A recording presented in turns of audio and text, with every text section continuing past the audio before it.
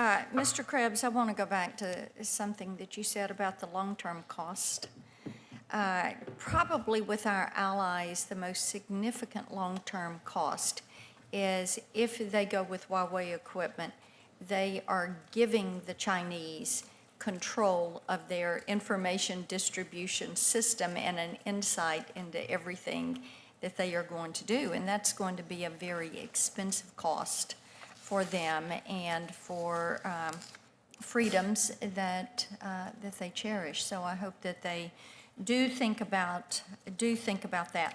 I will say this, to me it is important that as we talk about this issue, we talk about having a national strategy, not government control of a 5G network, but a national strategy to approach this. And Senator Cornyn has a good bill that focuses on developing a 5G strategy. That's the right approach. I have legislation that we're introducing today that deals with the supply chain and deals with knowing what those economic threats, those threats are to the supply chain, because that is something that is significant as we talk about the utilization not only in our commercial space but in our military space of a 5G network. And at Fort Campbell, which is primarily located in Tennessee, with our special ops guys, our 5th group, they will all cite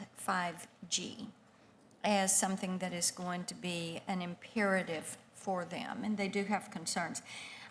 Listening to you all, I think we can kind of wrap up saying there are 4 legs to the 5G strategy that we need to have. We need to look at siting reform, harmonization of standards, availability of spectrum, and a secure supply chain.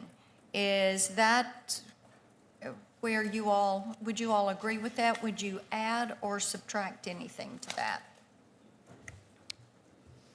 I think that's generally right. The way we've talked about it, particularly of late, is there's the risk management piece, there's the standards piece and the international cooperation piece, there's the regulatory piece, and then ultimately there's the economics piece. I think that's a good summary. Okay, great. Mid-band spectrum, which is something that we need here, and we are always looking for ways to recoup and to get this spectrum out. The EU, China, South Korea, Japan are all looking at ways to allocate mid-band spectrum.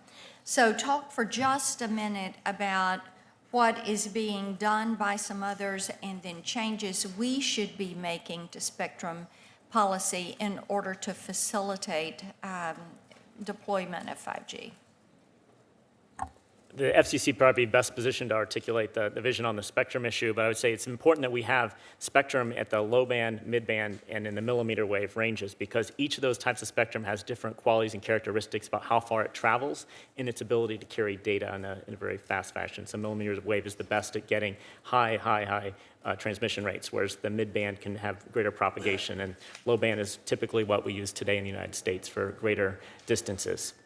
So it's important to have a mix of all 3, and I know the FCC is looking at making all 3 more available.